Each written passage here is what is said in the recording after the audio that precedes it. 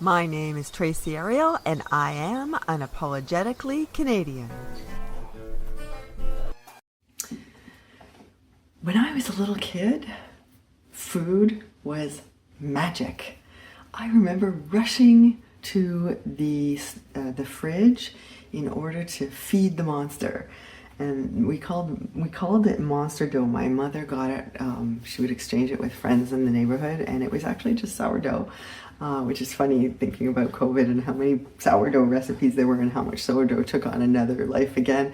When I was a little kid in the early 70s, sourdough was quite prevalent, and I can remember smelling the fresh bread and rushing to cut pieces off and smear it with peanut butter because that was the only thing I was allowed to touch at that age. I wasn't allowed to turn on the stove or anything, so I just slurred on the peanut butter on this fresh bread and devoured it.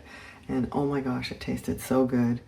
And you know, and it was, I think, tastier because I had to feed it every day or every couple of days. I mean, at that time, who knows? You know, it could have been every week for all I know. As a kid, you just know you're feeding the monster, and it doesn't really matter how many times you have to do it.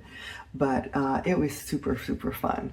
And, you know, if you were lucky, then we could put brown sugar or peanut butter, or that was also the time when we would pull pears and rhubarb fresh out of the garden, and the rhubarb, we would like have a bowl of sugar and we'd dip the rhubarb in it and we'd suck on it for hours and hours. Oh my gosh, it was like the world was full of magic food everywhere. And whenever I think of food, I always try to remember those times. You know, going to visit my grandparents. One grandparent used to make us specialties. Each one of us got our special element. I got rice pudding, and my sister got what we called smushed peas, which were, I guess, Savoy peas, and my dad got pickled eggs, and my mom just got to not have to cook because she didn't like cooking. And so that was like so fun. And then we went to the other grandmother's, and she had this massive garden in it, so I can remember going and picking up fresh peas and taking out of all the strings out of the green beans, and picking apples from their apple tree, and cutting cabbage and putting it into jars and pouring vinegar on it for sauerkraut. And they were families of the Depression, and so every single year they did a massive sauerkraut making day. And so food was just magic all the time. When you know, up to about the time I was 10, maybe 12, food was just magic. And the ages between 12 and, say, going to university, I just remember being hungry all the time. And my mother used to have boiled eggs and cucumbers and onions sitting in vinegar, and baked potatoes sitting in bowls in the fridge so that you could go and eat whenever you wanted to, because it just seemed like I could never get full enough. And I still do those tricks to this day. Right now I have in the fridge squash baked potatoes, and it's just so nice being able to go and have a snack whenever I want without having to cook something. I don't get as hungry now as I used to, but it's just such a pleasure. It reminds me of those times and of being taken care of because you have food in the fridge. And that period of time is almost magical when it comes to food, because so much of the food era at that time has changed. You know, I remember when the fire hall across the street got a Coke machine, and the bottles of Coke were the size of a small, like, I think they were really, really tiny little bottles. They were maybe 6 ounces. They were really, really tiny. And they were adorable bottles too. And we used to rush over and spend our money on these tiny little bottles of Coke. And I guess that was the era of the ultra processed food coming to the daily routine. And I didn't know then that people would be loading massive bottles of these fake foods into their cars every single week and stuffing their bodies through it. And I mean, and when I think back on it, and how much fun it was when that era started, I understand why people really appreciate those kinds of foods. They're cheap, they're filling, they're sweet, they're salty. They fulfill absolutely everything, and it's. I think they're definitely hurting our health, but when they first came in, it was magic. And then I remember moving away to go to university and, not being able to afford anything. And I had a roommate who used to make, she loved cooking and she didn't want to eat too much. And so I would come home like at 8 or 9 o'clock at night because I worked to pay my way through university. And so I was always finished work quite late, 7 or 8 at night, maybe. And then I wouldn't get home until about 9 and I'd be starving and I'd come home and there would be like, chicken stuffed with broccoli and ham and fresh baked, oh my God, I just love Barb. She made me the most wonderful meals, and it was such a joy living with her and being able to be spoiled again like I was when I was a little kid. What a sweetheart. And at school we actually had some interesting things too. We had they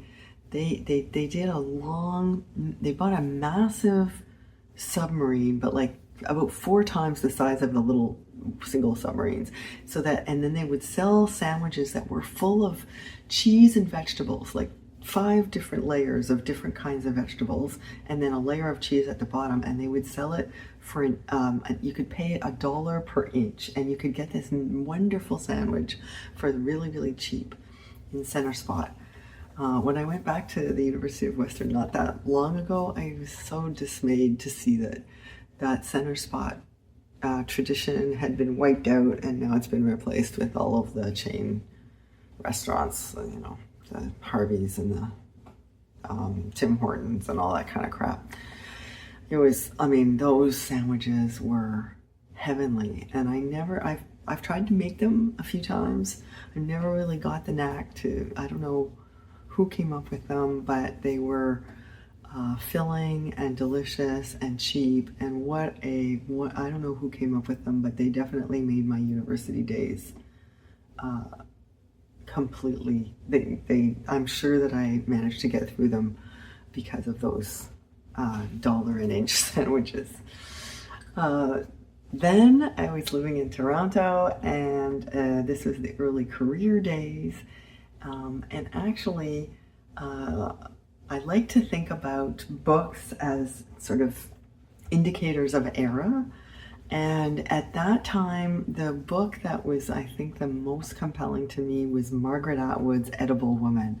And the Edible Woman is all about basically female angst and trying to become a career woman and not knowing, and basically being worried about your weight and worried about how you look and worried about how you come across and basically it's a lack. You're always thinking you're not, at least I was, not good enough, and how do you fit into this patriarchal society, and how do you make a career that's worthwhile? And that book captures all those emotions, and basically this has a wonderful scene in it where it uses food to wipe out all of that kind of angst. It's just a wonderful book. If you haven't read it, it's a classic, and I think it's actually my favorite book of Margaret Atwood's, actually, just after Payback. Although I haven't read her current memo, so maybe there'll be something else that I love. But anyway, I loved Edible Woman. It really captures a moment in time for young women in Canada, and I really appreciated it. And particularly for me, reading that book brings me back to that moment in my life. The next period of time that I think of, and in connection with food, is when I first moved to Montreal, and I was in a new place. Oh, actually, to go back to the Toronto phase, there was actually, that period was also the time, because I'm a small town girl, I grew up eating, beef pot roast on Sunday, and fish sticks, and very, very Ontario base food, potatoes, vegetables, chicken, beef, or fish. My favorite recipe was actually a chicken and rice and carrot casserole that my mother cooked in a electric fry pan, which she just loved. And very, very bland, mild, really foods. The only real foods that we got that were even slightly exotic was Chinese food, which isn't particularly exotic the way that it's done in Ontario, especially at that time. And I think we also had, pizza. When you went out late at night, you would grab a pizza from Pizza Delight, which was, because it was square pizza and had pineapple on it, was like considered a unique thing. So then when I moved to Toronto, so I'm from a small town at that time. I think they had 17,000 people or something in the town. But anyway, now it's much bigger, and it's a bedroom community of Toronto. So, they have all of the foods that everybody has everywhere. But at that time, I actually remember the first chain takeout restaurant that I went to was Red Barn. So that's how, I'm relatively old. So before that, it was all diners, and you would go to the Bay or to what was it called, Kmart, and they would have this little diner in the corner, and you would get chicken on bread with gravy soaked all over it, and then French fries beside it, and this would be considered a huge treat. And at lunchtime, when in high school, we used to go for mushrooms on toast, which I still love. But it was those old little canned mushrooms, which don't have a ton of flavor, but when cooked with tons of butter and salt and pepper and put on just white bread toasted, it's an amazing meal. And so I think I spent I think I ate more of those during my high school years than anything else. And so then when I moved to Toronto, there were all these restaurants from every part of the world. There was you could have Indian one night and Mexican the next night, and Japanese the next night, and Korean the next night, and Thai, and I never tried so many different kinds of food in a short period of time as I did in that period. And it was only, I guess, maybe 4 or 5 years that I was in there, but I think I must have tried more restaurants at that period of time than any time since. So it was definitely a discovery period. Then moving to Montreal, I discovered the wonders of a crock pot, because I lived on my own, and my parents bought me a crock pot as a housewarming gift. And I moved to Montreal in November. It was the coldest winter. Actually, I don't even think I've had such a cold winter since. It was the coldest winter I've experienced in Montreal. It was typically minus 40-degree weather. You had to cover your face in order to cross the road that year. And so I would go off to the library if I, put all these things together the night before, and I'd plug the crock pot in on my way out in the morning, and then I'd come home from either work or the library or wherever I was during the day, and the whole house would smell like fresh dinner, and I felt like I was being spoiled again, even though I was the one that was cooking it. Oh, what an adventure that was. Anybody who hasn't tried a crock pot and loves soups and chilies and roasts, it really does ribs really well, and beef and all sorts of wonderful things. So I loved that period of time. Got to try a lot of different casseroles. Then the next period of time, and in terms of books for that period of time, I was really getting into different kinds of books, like Who's Coming for Dinner by Jeffrey Suddaby. He's a chef who was in Ontario, and he had really unique kinds of ways of putting different elements together for a meal. Like he would put fruit with meat, and he would put lots of greens and fresh vegetables, and I loved that cookbook when I got it. At that period of time, I also was really interested in Fit for Life, which was by Harvey and Marilyn Diamond. It was a it was a trend book then. It was, they advocated eating fruit before, when you wake up for breakfast, before you eat anything else. They advocated some wonderful things, like a sandwich that they advocated was called a Goodwich.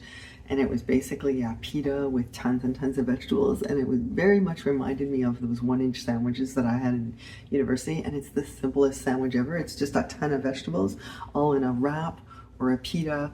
It tastes delicious, and I still rely on that recipe to this day, and it's such a good way to eat.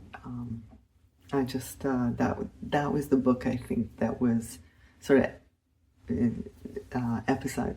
Basically, that when I think of that period of time, that book is one of the highlights. And then when I had young children, all of a sudden, I became a baking fanatic. I would wake up in the morning, I'd make them cookies or muffins or popovers or bread for sandwiches or soups, or, I mean, I was cooking like a fiend. And because I remembered when I was young that I was always hungry and I wanted them to get the best food. And, you know, I would cut up fresh fruit and they would come down and they would be, you know, they would smell the popovers from upstairs, and so it would make it easier for them to get up. And at that time, the cookbooks that I really appreciated were things like the Wood Cookbook and the Macrobiotics Cookbook, which was John Denver had a blueberry muffin in there that I basically loved, and I was just experimenting with you know, cooking beans in the pressure cooker, and making really large meals for a family that could last over the period. You know, you make enough for dinner and then be able to have snacks afterwards.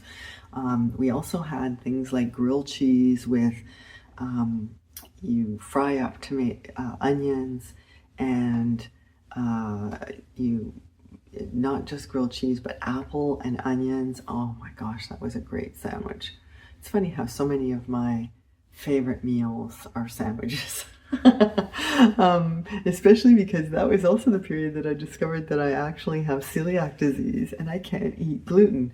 So all that fresh bread that I grew up eating, now mind you, it was sourdough bread, and that's one of the breads that's not quite as dangerous for people with celiac, so maybe that was a sign. But it's funny that so many of the meals that I've had and made over my lifetime have featured carbs, and many of which I can't even eat now. and shouldn't have been eating then, actually. I probably had it in high school too, because I kept fainting at various events and nobody could figure out what was wrong with me.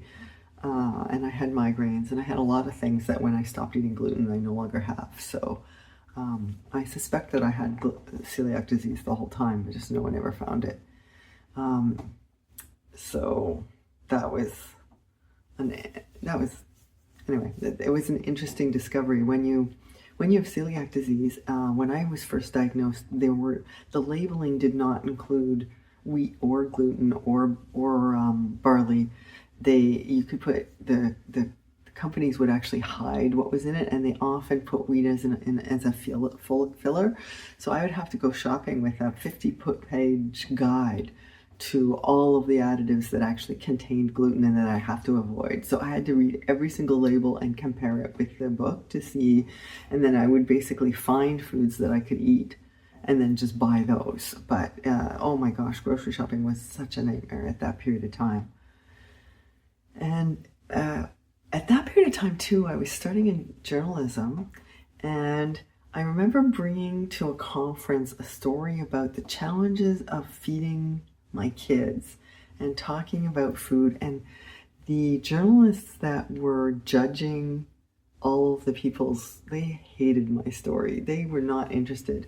And that was my first exposure to people who actually see food as it's nothing to be curious about. It's not the least bit interesting, and stories about it are not to be appreciated. I mean, clearly this was before Michael Pollan's Omnivore's Dilemma, and it was before a lot of the Barbara Kingsolver's trying to live off of the fresh food that you can grow all year, and all of that curiosity about trying to be self-sufficient with food was not a trend yet. And I remember that they just reamed me for that story, and I really wish that I had ignored them and worked on that, published that anyway, because I really wanted to create a book about the challenges of feeding a family, and feeding a family seasonally from the freshest ingredients possible. And so I'm probably going to publish that now. It's still a passion of mine, and I still have a lot of incentive to try and put together tools for people who are in that situation, because it's actually quite hard to feed a family well. And it's quite hard to eat seasonally, and especially in a place like Quebec. But I think it can be done. At that period of time, I remember being really inspired by the 100-Mile Diet, and there were two Vancouver writers, and they basically put together a whole year they spent only eating local foods, and their book just talks about all the farmers that they met, and the small food transformers who really care about food and bringing good food to people. And so that's part of what inspired me to help create a farmers market here with a buddy of mine, and that started in 2013. And now we've actually got a full-time location now, and we just got a kitchen, so we've become a real food hub.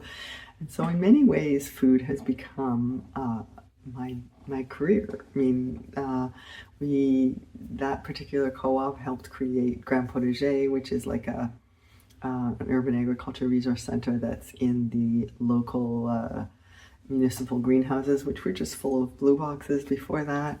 So this food has been a driving force in my life from the beginning, and I think I think finally people are realizing how important food is. Like I said, the Omnivore's Dilemma changed how people saw ultra-processed food and the prevalence of corn in almost everything that we eat. And he introduced us to people like Joel Salaski, who basically will not let his food be shipped, and provides food, and basically has a farm that is a permaculture farm, and that gave basically, if you've ever looked into the permaculture movement, it's all about living locally well. And not to say that you're not connected to the world either, because when you eat good food, you actually recognize a lot of the ways that food is contaminated. I mean, I'm really inspired by the heritage seed movement, and the basically trying to keep the seeds that are not patented in open source seeds, I guess they're called. So I'll probably be bringing you some interviews about that over the next year, because I'm really interested in all those movements, and I think they're very important. And so food has become, it's trendy now. I mean, part of it, like I said, Omnivore's Dilemma started the passion towards food, but it's continued.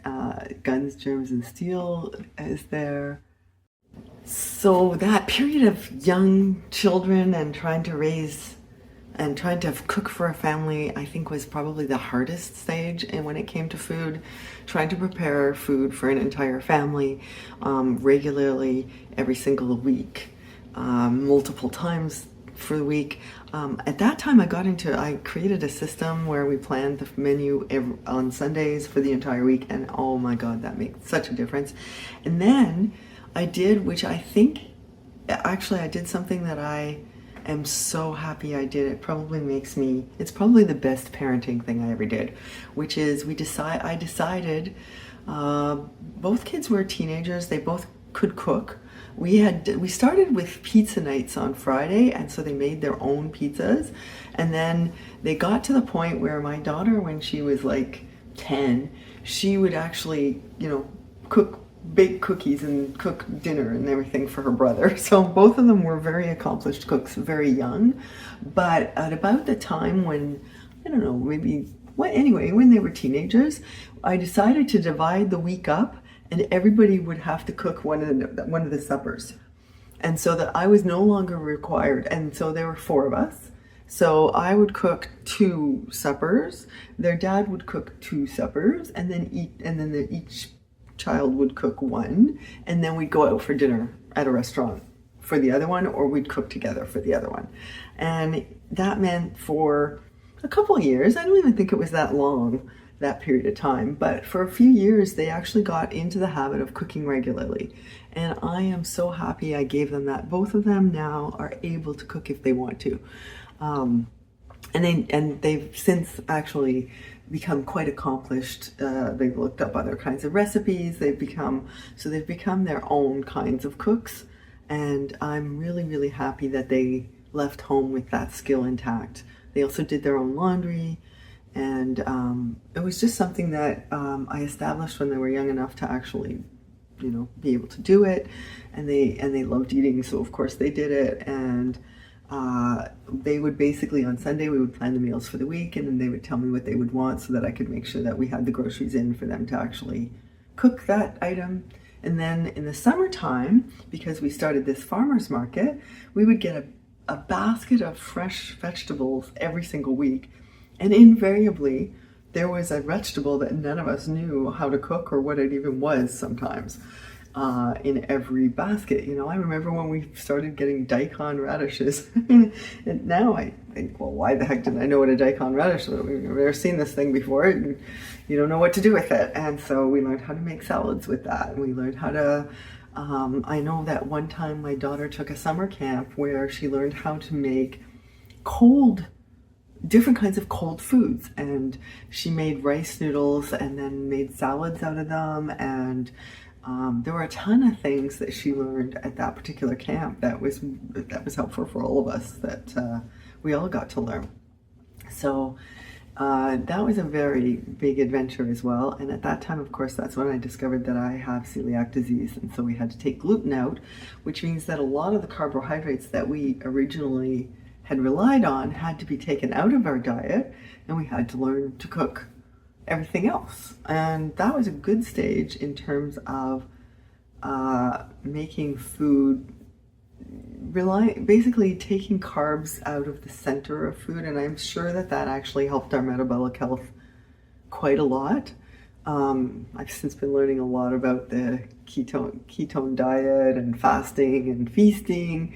I'm doing the alternate daily protocol when it comes to fasting and feeding, and I really have started enjoying my food even more. It's amazing how focusing on not eating for one day actually makes eating more enjoyable the next day. And they're doing so much research now into the microbiome and how protecting and how food affects how good food affects your health, and how you can actually heal yourself by eating properly. And I just learned today, actually, that it's babies when they first start breastfeeding and when they first start getting introduced to hard, basically typical foods, that's actually what creates their immune system. That I just heard someone talking about the study today, where their immune system gets charged up by the diversity of foods that they're introduced to in their early years. And that was so inspiring to learn, because it goes back to when I was a kid and I understood that food was magic, and it just finishes. It's funny how the more science we do, the more we find out that actually things are more spiritual, and that we didn't know. No matter how much we study, we just don't know enough, and the natural world continues to be an inspiration, and it's magic. So I hope that you have had some wonderful food adventures as well. I'd love to hear about them in the comments, and let me know what food means to you. If you're one of those people who basically outsources it, as Alex Hormozy says, then let me know that too. I'd love to hear about the services that you use. I know my daughter loves Factor meals, and I know that a lot of people like those boxes that they get delivered. We got those delivered to the house, but I couldn't stand all of the waste, so I don't get those anymore. But I certainly love the idea of having a nutritionally sound meal, and educating people about how much they're supposed to be eating, which I think those boxes do a very good job with. And all in all, let me know about your food adventures. I'd love to hear it. Thank you for listening to Unapologetically Canadian.